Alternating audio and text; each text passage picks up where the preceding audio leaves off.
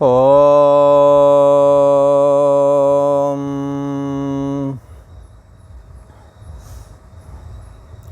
श्री योग वासिष्ठ के स्थिति प्रकरण में श्री वशिष्ठ जी महाराज बोले, हे राम जी, मलिन वस्त्र पर जैसे केसर का रंग शीघ्र ही चढ़ जाता है, तैसे ही ये राम जी नित्य प्राप्त जो आत्मा है, आत्मा की प्राप्ति करनी है, आत्मा की प्राप्ति के लिए मनुष्य शरीर मिला है, ऐसे वचन बहुतों से सुने होंगे। तो किसी ने कहा, महाराज ये आत्मा की प्राप्ति की बात कहते हैं, तो ये आत्मा कौन से शरीर में नहीं है जो प्राप्ति कराई जाए? क्योंकि आत्मा कहते हैं अस्तित्व को। जैसे सैकड़ों हजारों लाखों घड़े कुल्हड़ सुराही मिट्टी के बनाए गए हैं। कुल्हड़ की आत्मा, सुराही की आत्मा, घड़े की आत्मा क्या है? तो कहेंगे मिट्टी। तो ऐसे ही हमारे आपके अंदर जो अस्तित्व है, सत्ता मात्र, ज्ञान मात्र, उसी का नाम है आत्मा। इस चैतन्य सत्ता आत्मा अथवा अस्तित्व के बगैर कोई नहीं है। इसलिए सबकी गठरी लाल है, कोई नहीं कंगाल। गांठ खोल देखत नहीं, याबिद भय बेहाल। सबके अंदर वो चैतन्य सत्ता आत्मा विद्यमान है। ऋषि महर्षियों ने, शास्त्रों ने, ग्रंथों ने इसीलिए कहा है, किसी से राग मत करो, किसी से द्वेष मत करो। जिसकी तुम निंदा करते हो, द्वेष करते हो, वो कोई दूसरा नहीं, चैतन्य सत्ता आत्मा ही उसमें समाया हुआ है। इसीलिए कहा सबकी गठरी लाल है, इसके बगैर कोई नहीं है। हाँ, आत्मा के बगैर कौन होवेगा भाई? मिट्टी के बगैर कौन घड़ा होवेगा? पानी के बगैर कौन लहर होवेगी? सोने के बगैर कौन आभूषण होवेगा? आत्मा के बगैर कौन जीव होवेगा? कोई नहीं। सबके अंदर वो परमात्मा समाया गया है, समाया हुआ है। एको देवा सर्वभूतेषु गूढ़ा है। सभी भूत प्राणियों के हृदय रूपी गुफा में कैसा है? छिपा हुआ है। हाँ, सर्वव्यापी, सब में व्याप रहा है। अहम अहम करके जितने भी बोल रहे हैं, सब में व्याप रहा है।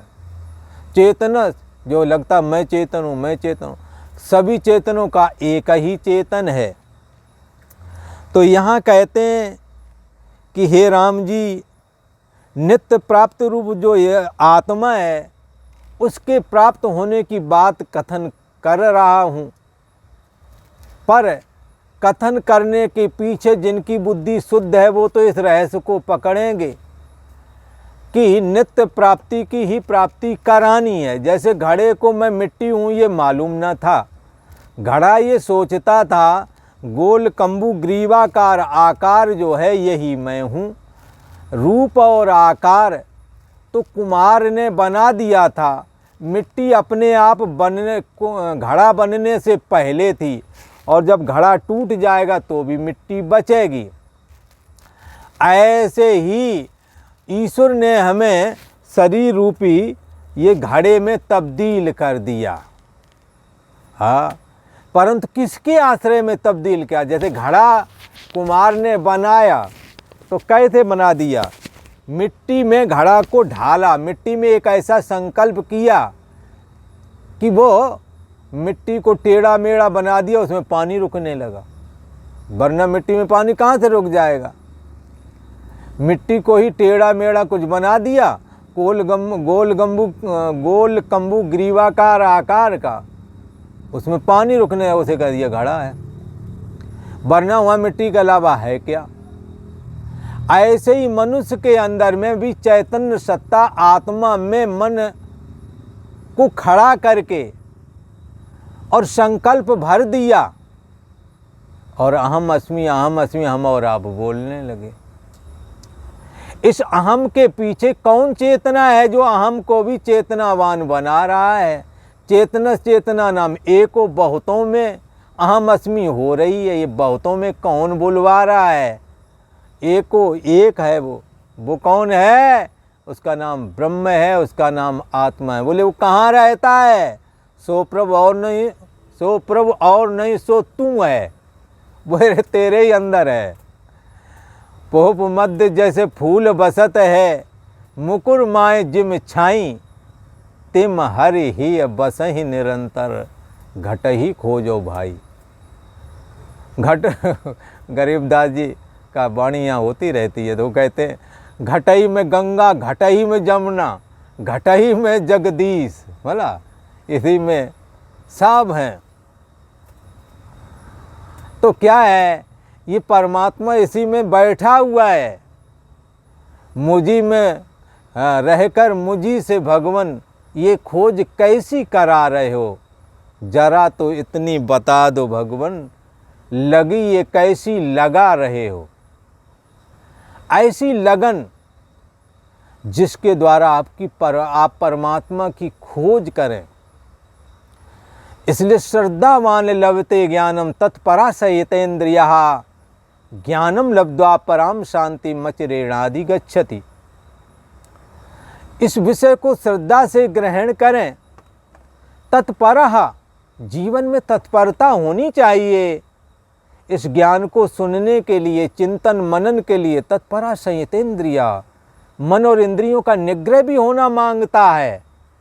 ऐसे ही नहीं बोध होता है। बोध के लिए संसार से वैराग्य, तो शरीर मन और इंद्रियों के भोगों की लोलुपता भी खत्म होनी चाहिए। तत्परा संयतेन्द्रिया, तत्पर होना चाहिए, संयतेन्द्रिय होए। और उसका फल क्या हो? ज्ञानम लब्ध्वा पराम शांति ही। ज्ञान क्या है? कोई किताबी ज्ञान को ज्ञान नहीं कहा गया, तो आत्मा का नाम ही यहाँ ज्ञान है। क्योंकि सबके अंदर मैं हूँ को भी जो जानता है, मन का होना न होना को भी जो जान रहा है, ऐसा कोई अस्तित्व है अंदर। वो कोई जड़ नहीं, जान रहा है, इसका मतलब ज्ञान स्वरूप है। कैसा रूप रंग आकार है? बोलो कुछ नहीं उसका, पर जान रहा है। जान रहा तो ज्ञान तो है ही है। जानना ज्ञान के बगैर संभव नहीं। ज्ञान स्वरूप ही है। ज्ञान स्वरूप का मतलब चेतन स्वरूप, चेतन स्वरूप है। ये चेतन स्वरूप का कभी अभाव नहीं होता, इसलिए उसे सत कहते हैं। इसकी चेतना सब में प्रवाहित होती है। सब ये आभासित चेतना, सोने जागने वाली चेतनाएं अभी हैं, कभी सो जाएगी, पर उसका कभी अंत नहीं होता। जिसने सोने वाले का भी अभाव जान लिया है, जो अभी जाग रहा कुछ समय बाद सो जाएगा, कहेगा कुछ ना जाना। जिसने सब कुछ जानने वाला ये चेतन है जो अभी जाग रहा है, इसको जान रहा है, फिर कहेगा मैंने कुछ भी ना जाना। तो सब कुछ जानना और कुछ ना जानना को भी जिसने जाना उसको तो कहते हैं चेतन। यही चेतन सदा रहता है, इसलिए इसको सत कहते हैं। इस चेतन में कभी अप्रियता आती ही नहीं है, इसलिए इसको आनंद कहते हैं। इसलिए सच्चिदानंद ब्रह्म, यह कोई दूसरा नहीं, सो प्रभु और नहीं सो तू है, तेरे ही अंदर है। कैसे है? जैसे फूल में खुशबू, जैसे दर्पण में छाया, तिम हरि ही बसहि निरंतर। ऐसे ही परमात्मा तुम्हारे और हमारे हृदय में बैठा हुआ है। इसलिए घट ही खोजो भाई। इस घट में बैठ कर के चिंतन करो। खोजो का मतलब शांति से बैठ जाओ और बैठ कर के देखो क्या हो रहा है, कौन है जो सदा रहता है, कौन है जो सदा नहीं रहता है। बाह्य दृश्य इंद्रियों पर संयम करने से, नेत्र पर संयम करें, बाहर का दिखने वाला दृश्य खत्म होकर के नेत्र पर दृष्टि आ जाएगी। नेत्र के बाद में यदि आप इंद्रिय रूप नेत्र को देखना चाहते हैं तो मन पर संयम करें, मन के द्वारा इंद्रियां दिखेंगी। और यदि मन पर पूर्णता संयम हो जाएगा तो इंद्रियां दिखना बंद हो जाएगी, मन ही दिखेगा। और मन को भी आप देखेंगे कि मन का सुखी दुखीपना आपके द्वारा जाना गया, आप मन के भी जानने वाले हैं।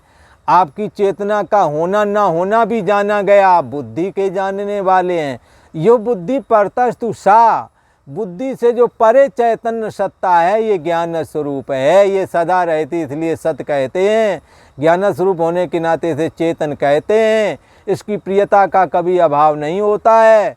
बुढ़ापे में लोग शरीर को नहीं चाहते, बचपन वाले शरीर को खूब चाहते हैं। चाहना और ना चाहना ये आभासित चेतना जीव चेतना में ही होता है। परंतु जिसने बचपने को जाना और जिसने जवानी को, बचपने के अभाव को जाना, और जिसने जवानी जानी जवानी के अभाव को जाना, वो बुढ़ापे को भी जान रहा है जब आपको कोई नहीं चाहता। पर आप अपने को उतने ही प्रिय हैं जितने कि बचपने वाले में थे। इसका मतलब आप में अप्रियता कभी आती ही नहीं। अप्रियता न आना ही आनंद का लक्षण है। इसलिए सच्चिदानंद ब्रह्म सत सदा रहने से, सभी में चेतना प्रवाहीकरण करने से, चेतन कभी अभाव ना, चेतना का कभी अभाव ना होना और सभी में चेतना देना, सतरूप परमात्मा को चेतन कह देते हैं। और वही जो सतरूप परमात्मा चेतन जो है ना, उसमें प्रियता का कभी अभाव नहीं होता है। बचपने में भी उतना प्रिय, जवानी में, बुढ़ापे में भी, जब तुम्हें कोई नहीं पास बिठाना चाहता है, भला लगता है यार ये जब हमारे मित्र आते हैं, जो नाती पोते हैं ना तुम्हारे, लगता है हमारे जब मित्र आए तो ये बुढ़ऊ भीतर चले जाया करें। वो आपको बैठना नहीं पसंद करते, आपकी बात नहीं सुनना चाहते, आपको अप्रिय, आप उनको प्रिय नहीं लगते अब। लेकिन आप अपने को कितने अप्रिय हो गए हो, उतने ही प्रिय हो जितने कि बचपने में थे। इसलिए इस परमात्मा को आनंद कहा गया है। आनंदो ब्रह्मेति विजानात, आनंद को ही ब्रह्म जानो। आनंदात ही कलिमान भूतानि जायन्ते, ये सारी सृष्टि आनंद से उत्पन्न होती है। सुख के लिए हमने विवाह किया, पत्नी लाए, सुख के लिए हमने संतानें पैदा की। आनंदात ही विमान भूतानि जायन्ते, आनंद से सारी सृष्टि उदय हुई। शारीरिक संबंध भी आनंद ना जोड़ा होता ईश्वर ने तो कौन यहाँ प्रवृत्त होता है ऐसे काम में। आनंदात ही, ये आनंद के लिए। और जीते किस लिए हैं? ये सब का आनंद के लिए तो उत्पन्न हुए हैं, और जीते भी आनंद की आस में हैं। अभी तो हम नहीं कुछ कर पाए, पर ये हमारा लड़का है ना, ये सयाना हो जाए, कमाएगा भला, तो हमारे दिन फिर जाएंगे, ठीक हो जाएंगे, ऐसी आशा लेकर के जी रहे हैं। कई युवा इसलिए कहते कोई बात नहीं, अभी विवाह हमारा हो जाएगा, हमारे को एक लड़की पसंद आ गई है। लड़की कहती है हमें लड़का पसंद, ब्याह हो जाएगा तब सब ठीक हो जाएगा, सब खर्चे हमारे सही हो जाएंगे। अच्छा, दरअसल मुश्किलें बड़ी ही थी तभी, ज्यों ही कदम आगे रखा था हमने, जब हमने उस दिशा में कदम बढ़ाया, मुश्किलें तो बढ़ने वाली थी, पर वो कहता मुश्किलें कम हो जाएंगी।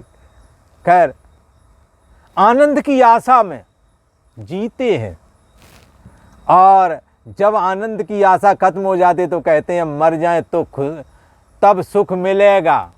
लोग कहते हैं असह्य वेदना हो रही है, अगल बगल वाले कहते हैं अब तो ये मर जाएं तो ये सुखी हो जाएं, अब क्या है, क्या जीने में रखा है, लगता है शरीर छूट जाए। बड़े बुजुर्ग भी कहते हैं हमने बड़ा जीवन देखा, सब खाए पिए भोग विलास सब कुछ कर लिया, हमारे रहते हमारे बच्चे चल बसे, अब हमारा ये शरीर नहीं छूटता है, लगता ये शरीर छूट जावे तो अच्छा हो जाए, आनंद हो जाएगा, दुख मिट जाएंगे, पर शरीर नहीं छूटता है। भोग जो है भोगना है, जो तुमने कर्म किया अवश्य में भोक्तव्य, वो तुम्हें ही भोगने पड़ेंगे। इसलिए ये परमात्मा कैसा है, अपने आप पहले से ही प्राप्त है, इसको प्राप्त करना है, प्राप्त को प्राप्त करना है।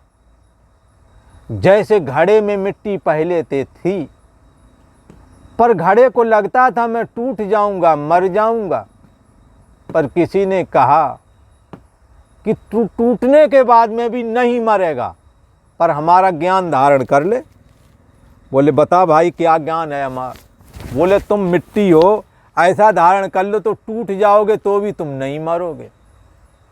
तुझ मिट्टी को किसी ने संकल्प के द्वारा घड़ा बना दिया है। ऐसे तुझ चैतन्य सत्ता आत्मा में मन रूप संकल्प वृत्ति खड़ा करके एक पिंडाकार आकार कर्मों के अनुसार हमें और आपको दे करके एक पिंडाकार आकार दे दिया, और उसमें मन की वजह से अहम अस्मि लगने लगा। चैतन्य सत्ता आत्मा के सम्मुख मन आया तो उसे लगा मैं हूँ। जैसे शीशा तुम्हारे सम्मुख आए तो दर्पण दिखता है, तब आप बोलते हो कि मैं हूँ। ऐसे ही मन के सम्मुख आने से चैतन्य सत्ता आत्मा में अहम अस्मि फुर गया है। फुर गया मतलब उदय हो गया, प्रकट हो गया है। जैसे दर्पण के सम्मुख जब आते हो तो आपका चेहरा प्रकट हो जाता है। इसलिए इस नित्य प्राप्त आत्मा की प्राप्ति का कथन श्री वशिष्ठ जी महाराज कहते हैं कि हम तुम्हारे प्रश्न का उत्तर जो तुमने पूछा था हमसे कि इस अद्वैत आत्मा में ब्रह्म सत्ता में अहम त्वम इदम, यह मैं हूँ वह और है, यह सत्य है यह असत्य है, ये द्वैतात्मक जगत कहाँ से आया? उसके अलावा जब दूसरा नहीं तो ये कहाँ से आया है? तो श्री वशिष्ठ जी महाराज ने कहा हे राम जी, इस प्रश्न का उत्तर तो सिद्धांत काल में निर्वाण प्रकरण में तुम्हें पूर्णता देंगे, संक्षेप से तो मैंने इसका उत्तर कह दिया है। पर यहाँ नित्य प्राप्ति की प्राप्ति है, आत्मा पहले से ही प्राप्त है। जैसे घड़े में मिट्टी पहले ही प्राप्त है, पर घड़े को मरना जीना से अब वो तंग आ गया, तब किसी ने बताया तू मिट्टी है, मिट्टी को जान ले, मिट्टी को प्राप्त कर ले, घड़ा भाव को छोड़ दे, मिट्टी भाव को प्राप्त कर ले तो तेरी मुक्ति हो जाएगी, तेरा कभी मरण ना होवेगा। क्योंकि मरण उसी को कहते हैं, रूप और आकार जब टूट जाता है तो घड़े का मरण है। ऐसे ही जीवात्मा का इस शरीर से निकल जाना मरण है। तो घड़े को जब पता लगा कि मैं मिट्टी हूँ, तो उसने तो कहा मिट्टी तो मैं पहले से था, मिट्टी की प्राप्ति क्यों कह रहे थे तुम कि तुम मिट्टी की प्राप्ति कर लो? बोले इसलिए कह रहा था क्योंकि तुम्हें तो रूप और आकार वाला जो घड़ा है, गोल कम्बू ग्रीवाकार आकार, यही तुम्हें अपनी मैं लग रही थी, इसलिए मैंने कहा था कि तुम मिट्टी को प्राप्त कर लो। हो तो मिट्टी तुम पहले से ही, यही तो बात बताना था। पर ये बात आप जब समझोगे स्वयं जान जाओगे। इसी को श्री वशिष्ठ जी महाराज कहते हैं हे राम जी, ये जो प्रश्न तुमने हमसे पूछा है, इस प्रश्न का उत्तर तुम स्वयं ही जान जाओगे। क्योंकि आपसे आपको प्राप्त ये आत्मा कैसा है? कहते हैं कि पहले से ही प्राप्त है। प्राप्त रूप जो आत्मा है उसका उपदेश ज्ञान के द्वारा किया जाता है। आपको अप्राप्त साल लगता है क्योंकि आपको उसका अज्ञान है। जब ज्ञान के द्वारा जब उपदेश किया जाएगा तो क्या किया जाएगा? जो पहले से विद्यमान है, सोहम अस्मि, वो तुम आत्मा तुम ही हो। जब आप विचार करेंगे, खोज करेंगे, तब पाएंगे ये रूप आकार मिथ्या में आत्मा तो पहले से ही था। इसीलिए गुरुओं ने, संतों ने कहा काहे रे बन खोजन जाई, सर्वनिवासी सदा लेपा तेरे ही संग समाई।